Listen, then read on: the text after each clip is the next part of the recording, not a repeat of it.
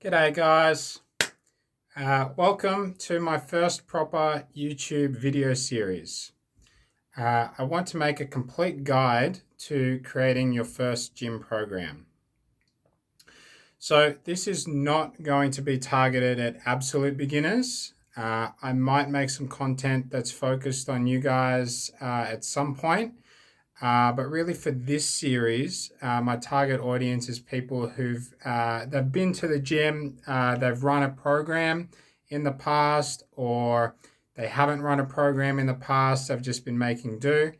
And they're now wanting to approach things in a way that's more structured and more like individualized. So running a program that's really fit for them specifically rather than something that's been produced for a mass audience. Okay. So, what is a program? A program is a tool to help you build muscle and or strength. It defines your weekly volume, your training frequency, your exercise selection, and your progression scheme.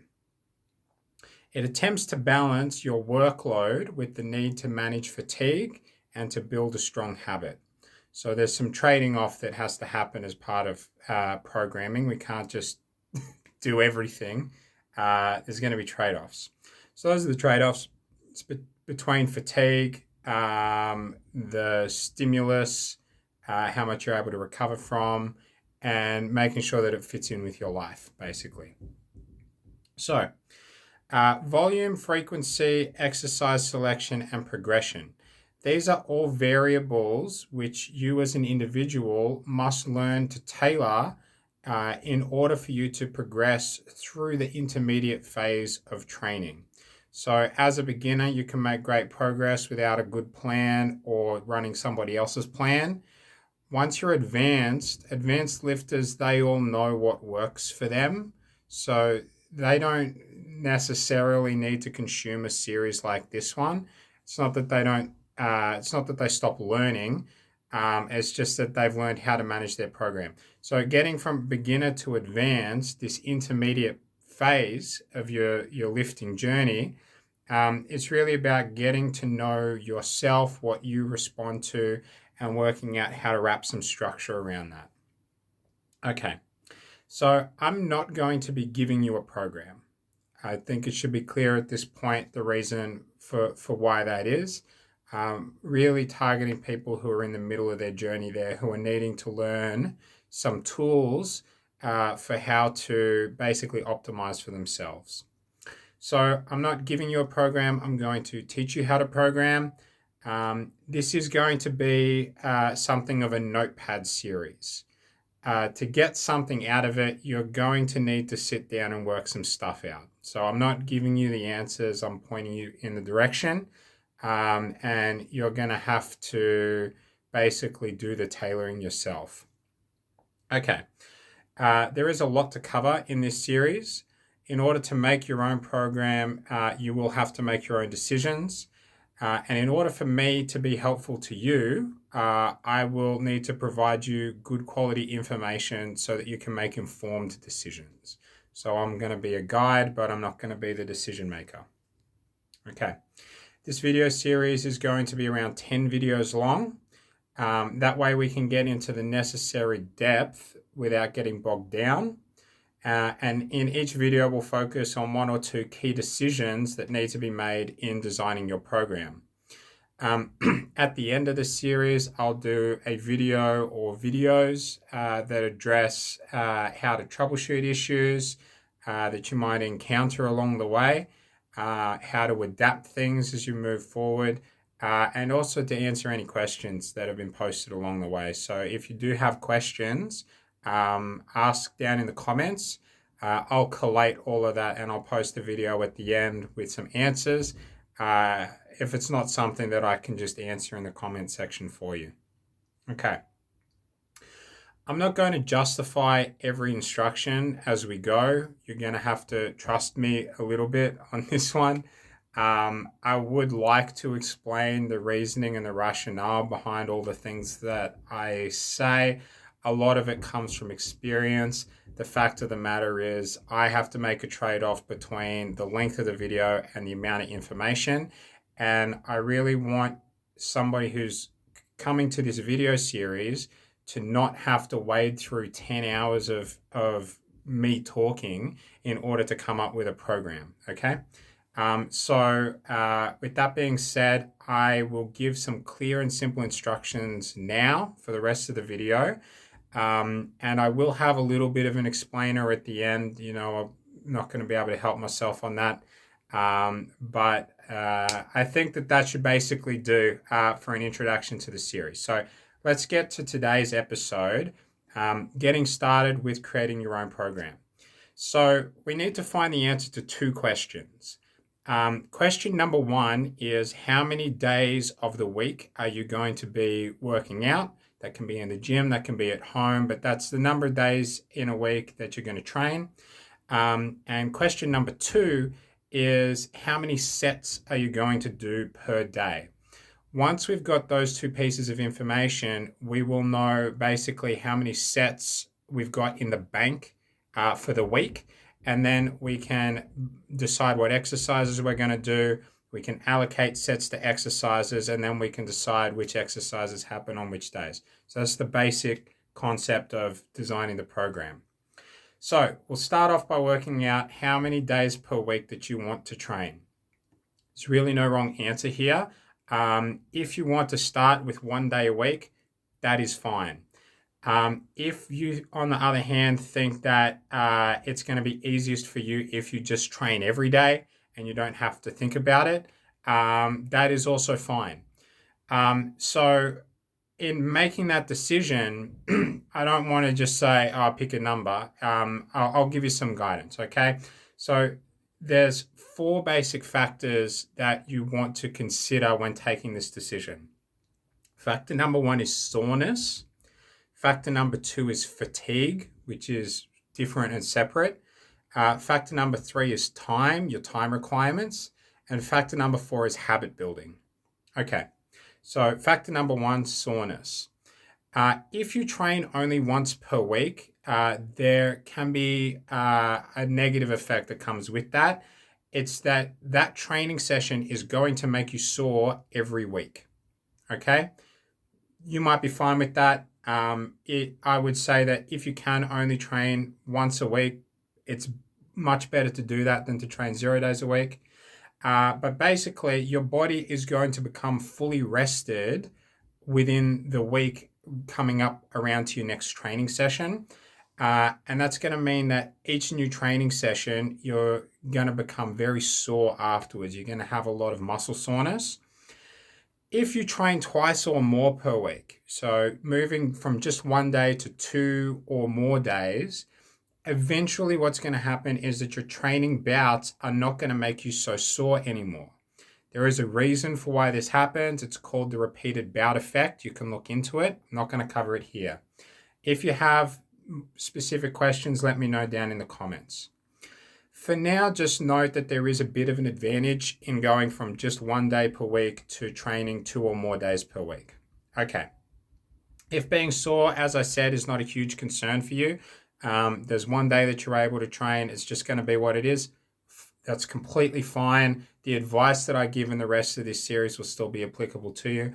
I will make sure to keep in mind that as we lay things out later on, that I might be talking to somebody who is only training 1 day a week, okay? It's not an issue. It's better to train if you can.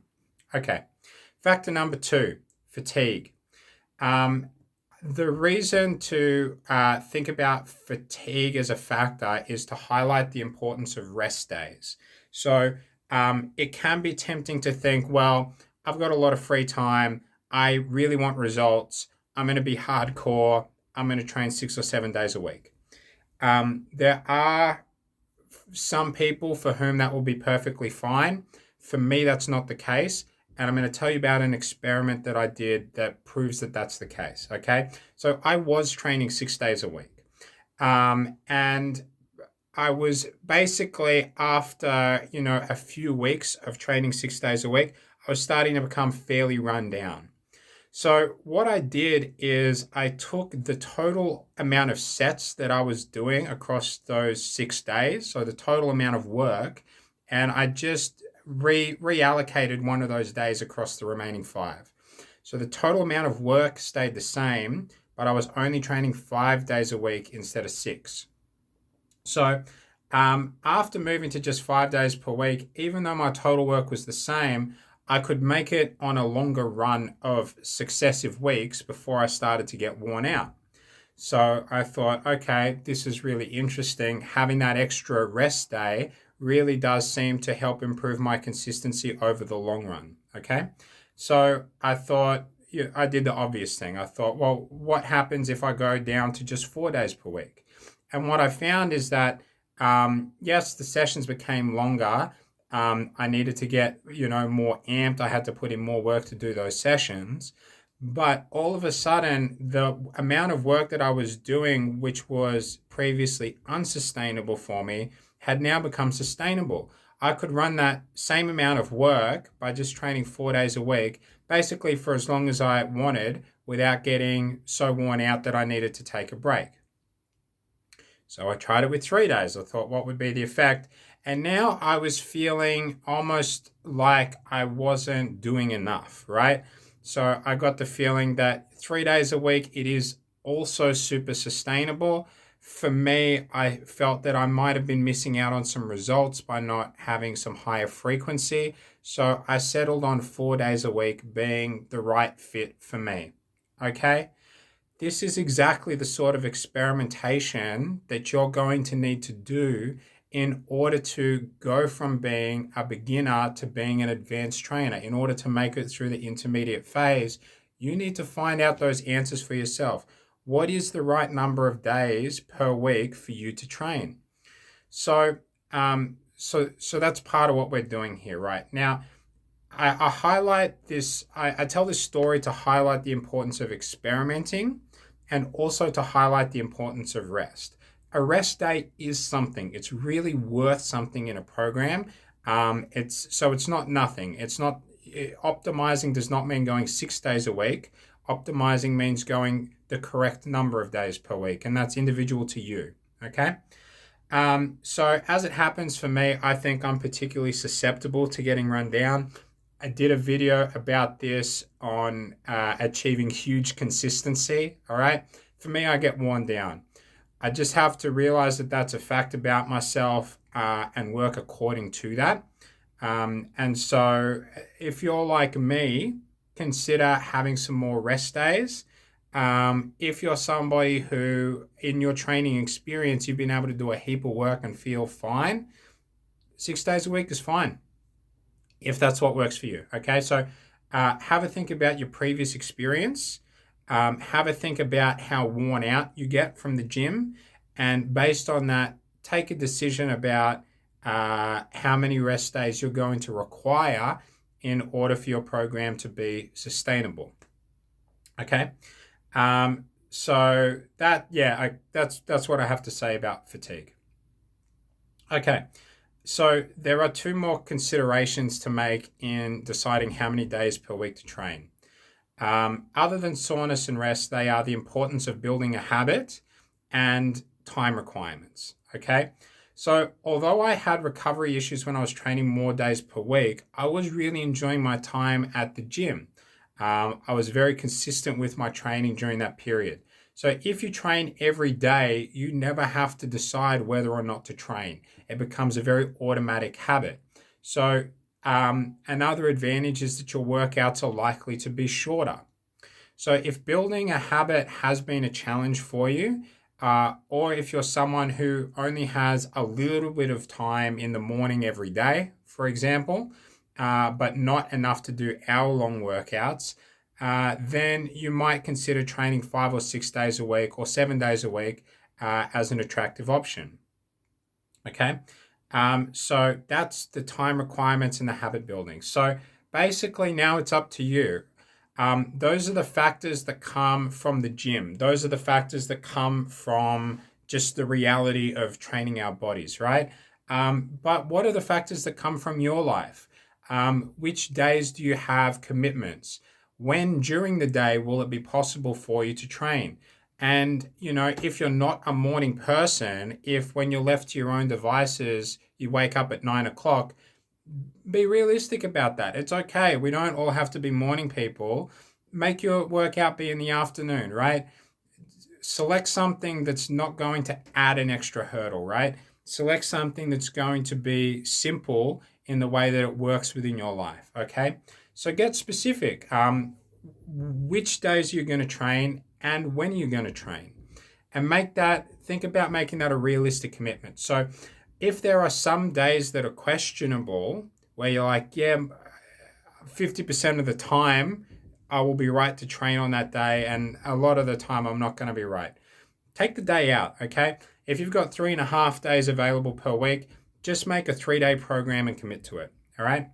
If you get extra spare time and you want to spend it in the gym, you can just use it to experiment on things. So if your minimum commitment is a 3-day program and every now and again you have an afternoon free up that you would like to spend at the gym, you can still go into the gym. You just use it to experiment with things. You try out exercises that you've seen people doing that you're interested in. That allows you to keep learning without having to completely reconstruct your program. So it's actually good to have to be a little bit undercommitted on your program so that you've got some room to play around, right? Now, for an advanced lifter, this doesn't matter. They've already done everything. But we're not advanced lifters. We're intermediate lifters, which means that besides everything that we're doing to grow muscle, we also need to learn about ourselves. And our program has to be, amongst whatever else it is, a learning tool, okay?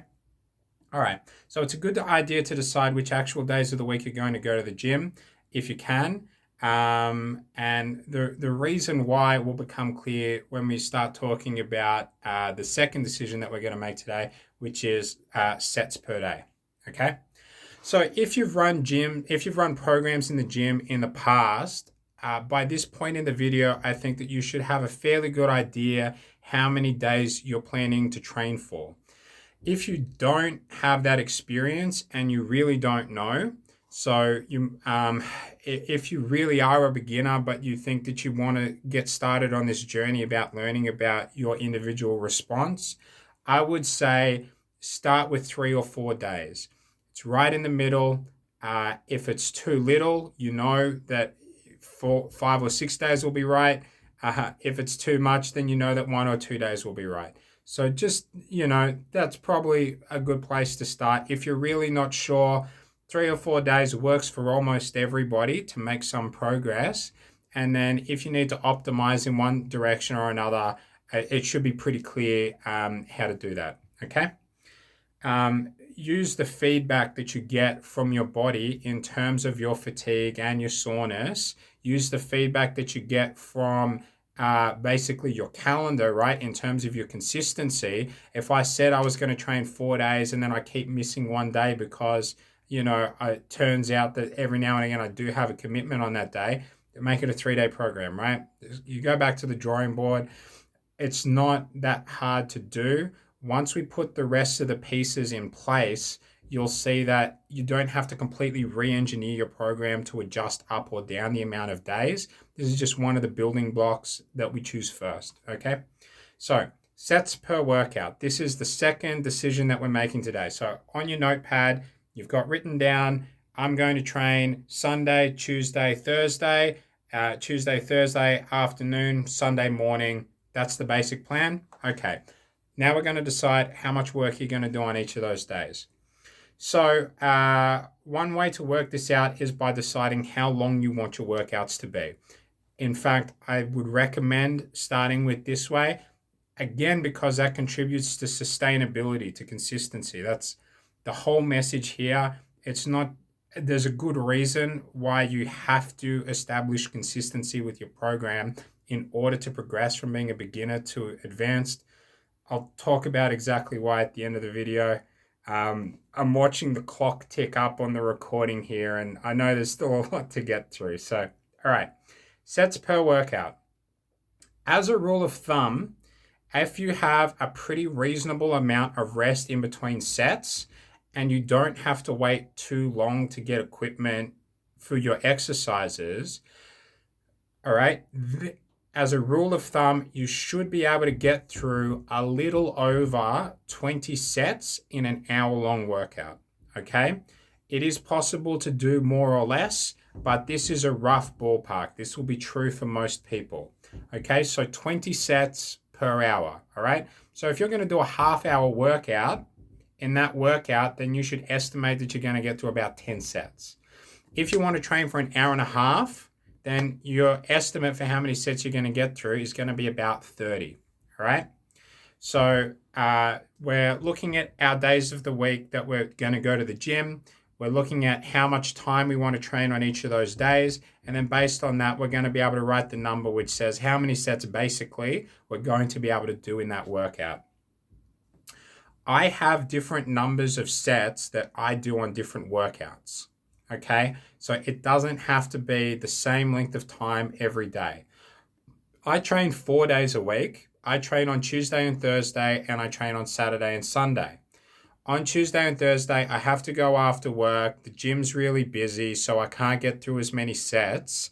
And like I want to get to bed as well, right? So on those days in my program, I'm only doing 16 sets. They're not big workouts. But on Saturday, I do 23 sets. It takes about an hour. On Sunday, I do 30 sets. I'm in there for an hour and a half, okay? So it doesn't have to be the same on every day of the week. In fact, I used to make this mistake in thinking that my workouts had to be perfectly symmetrical in every dimension. Same amount of time per workout, same number of sets per muscle group, right? Everything had to be symmetrical. It's not true. Different body parts are going to need different numbers of sets, and you can train for different amounts of time on different days of the week. So don't lock yourself into that. It's not, it doesn't have to be that way at all. Allocate time where you are able to, okay? So as well, I would mention there is a lot to be said for having some longer and some shorter days when you're able. It can just kind of help with managing your recovery during the week. All right. So whichever days you have the most time, you can do longer workouts on those days. And if you've got less time, just adjust accordingly. Rule of thumb is that you can do 10 sets every 30 minutes. You can do 20 sets every hour. If this turns out to need adjusting down the track for you, if you need more rest in between your sets, if you need less rest in between your sets, if the only time you can get to the gym, it's super freaking busy, we'll handle that down the track. There'll be an episode I put out on how to handle those variables. All right.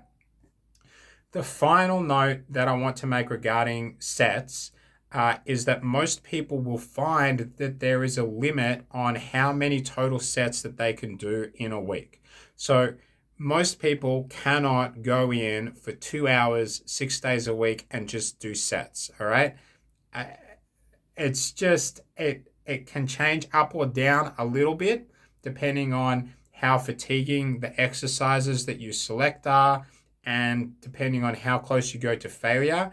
But it is something to take note of, right? You as an individual will have a number of sets per week that you can basically do and feel fine. And if you go above that, you're going to start to feel worn out. And if you go below that, you're going to feel just like fresh all the time, basically, right? But you'll have the nagging suspicion that you could be doing more. There's a sweet spot where you're good, you're motivated to train, but you still are feeling it, but you're not overdoing it. So you're going to want to keep a note of how many sets you're doing per week.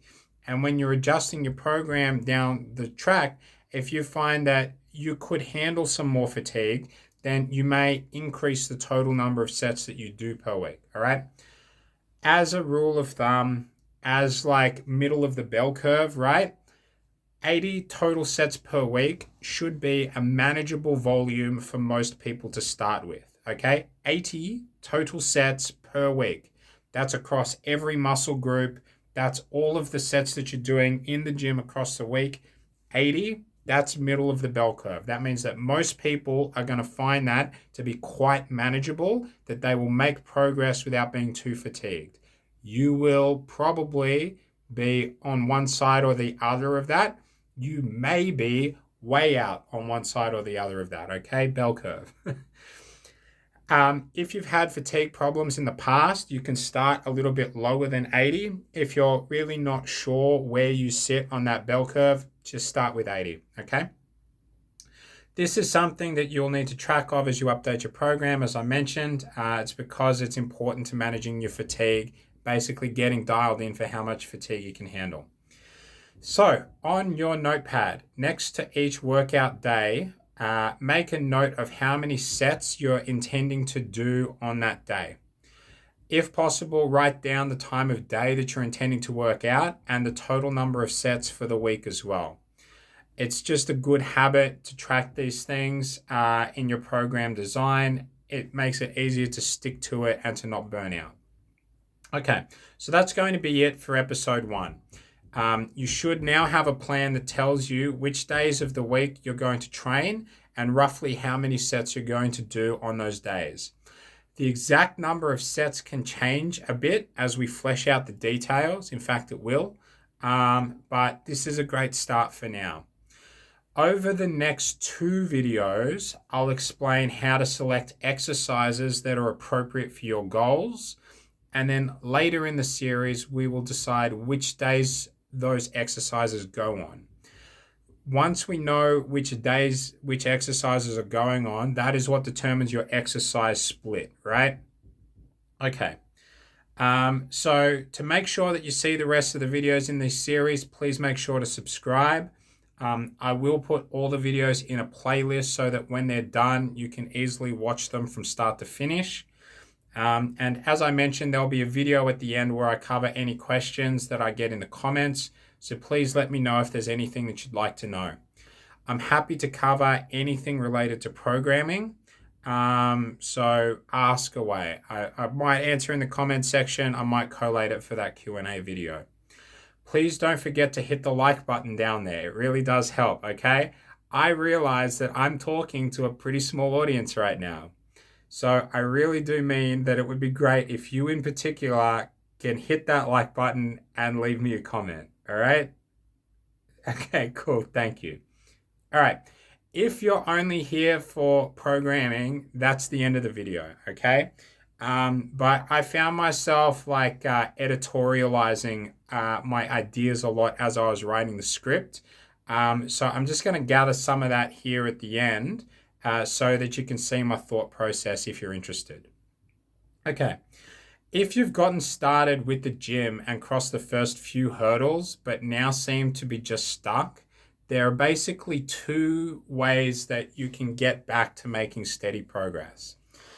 Option 1 would be to find the cash to get a coach who can write a personalized program for you. And option 2 would be to learn how to program for yourself. Okay. So I think it's worthwhile to put some content out there that really walks you through a repeatable process to arrive at a program so that you don't have to be dependent on others for your progress at the gym. This way, you can become someone who experiments at the gym and maybe you learn something that you can share with the rest of us to help the rest of us make progress as well. So this is really about empowering people to take to take responsibility, to take ownership of their journey at the gym and to become people who are able to trust themselves with their own process, that don't have to look up to others and say, guys, please give me the answers. I need a perfect program. All right. For absolute beginners, I do think that it would be a lot easier for me to just put out a beginner program and say to just do it. A lot of people in the industry do that. I might do something like that at some point, but I would probably just make it a Google Doc and share it for free. I'm not really interested in selling programs, and I'm not really interested in coaching either. What I'm here to do is just to share the things that I've learned and to be helpful to people. So if there's interest, I can put a template together that does some of those things. But I sort of prefer to focus on just making videos and putting some content out there. Okay, a little bit of a note about how I approach writing programs, which is different from how other people do it. everybody starts in a different place when designing their programs. Okay, so some people like to decide on which sort of split they like. You will have heard of upper lower splits. You will have heard of push pull leg splits. You will have heard of full body splits, right? And there are others. There's like limb torso splits. There's upper posterior splits, right? There are body part splits, right? So in my opinion, I really do think that this decision basically can come at the end. All right. So, the reason that so many programs are named according to the exercise split is because those programs are produced for a mass audience, and naming the split turns out to be good marketing. And it allows people to argue about which is the best split or the most optimal split. All right. But if you talk to or listen to advanced trainers, right, people who've been doing this for a long time, they will say, yeah, my split basically looks like this or it basically looks like that. But there's a lot of variations within it, which mean that it's not purely that. And the reason that they've gotten there is because they have spent the time experimenting and learning their body. And as you progress, it becomes clear that the split is not really that important. Which days of the week you do which exercises on is a very minor factor. The big factors are how many rest days do you get per week, how many total sets do you do per week, and which exercises do you select, right? Those are the big factors that really need to be individualized. To some extent, I would say that your the number of reps per set and how you progress your sets is important as well. But there's not as much variation there. It's a lot easier to get that pinned down. So those are the big ones that really vary from individual to individual. Rest days, total work, exercise selection. Once you've got those, all you're doing is deciding which days of the week you're going to do which exercises on. Now, you can group them in a way that makes sense to you if you want, right? But you can also kind of allocate them in whatever way. I mean, you just allocate them in whatever way makes sense to you.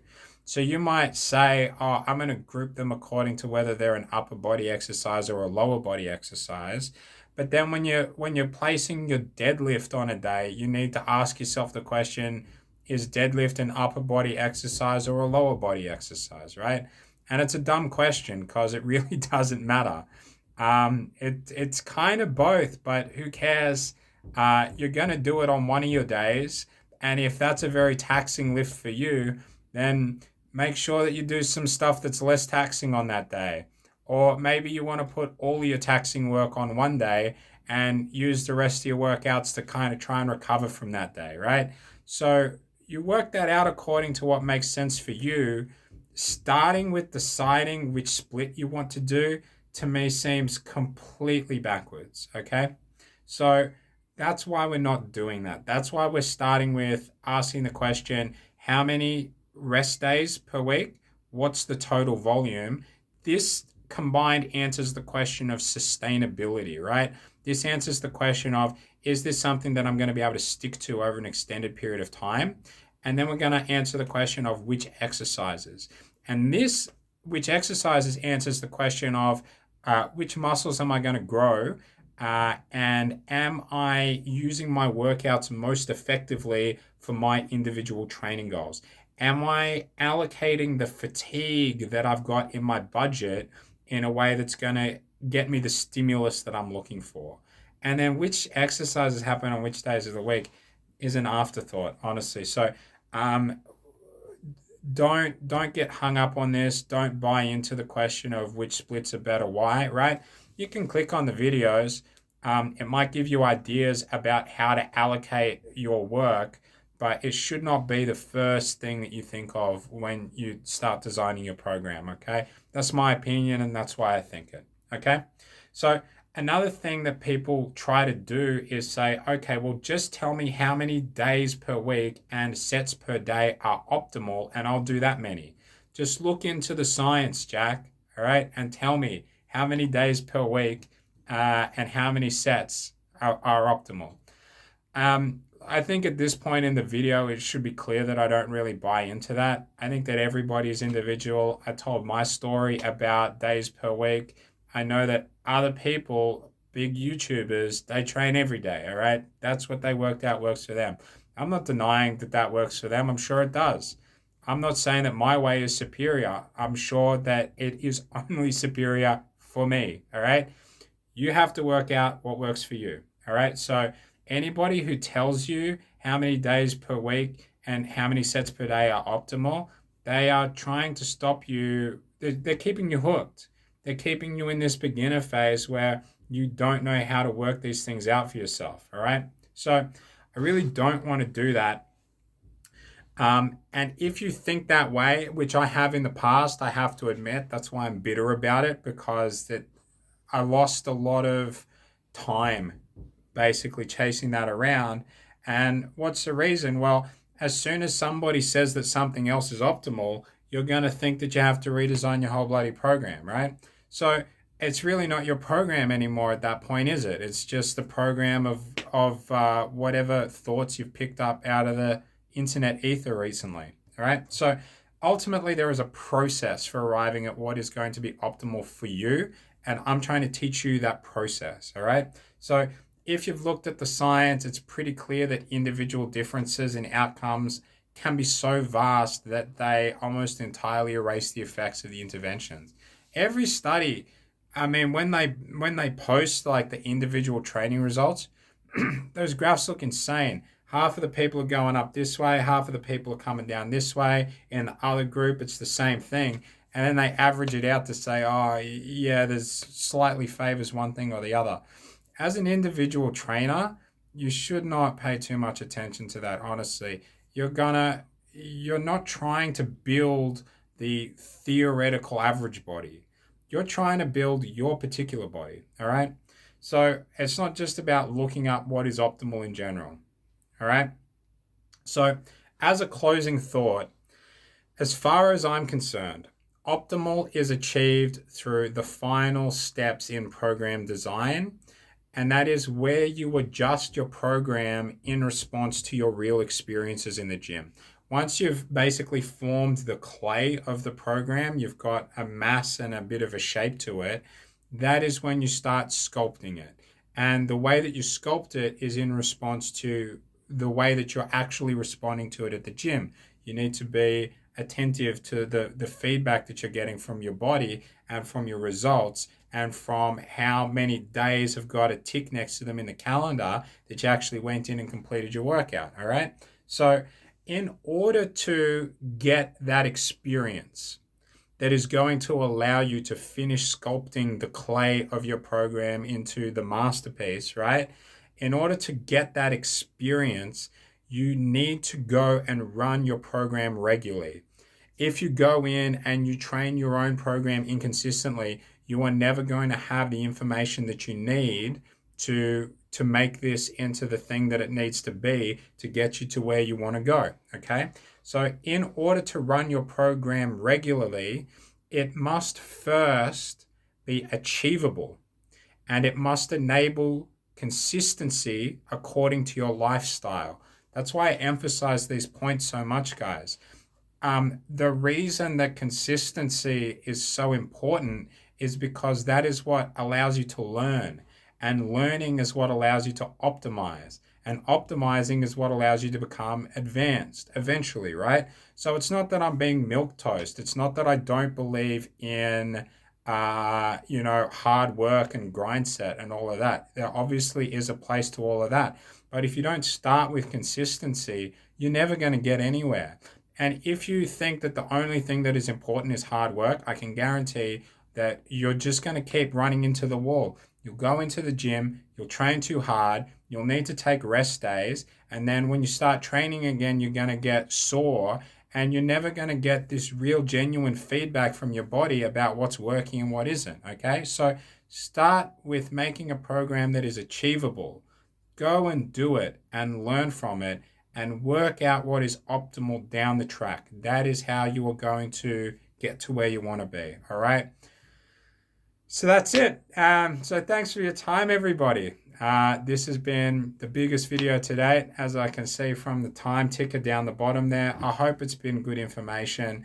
The next couple of videos are going to be hard going as well, actually. Exercise selection is the most complicated subject to answer in program designs. Why I'm going to have to split it into two parts. So, I appreciate you coming along for the video on this one. As I mentioned earlier, like and subscribe. Any questions, let me know in the comments. And thank you for your time, everybody. Okay, I hope that you have a great day, and I will catch you in the next video.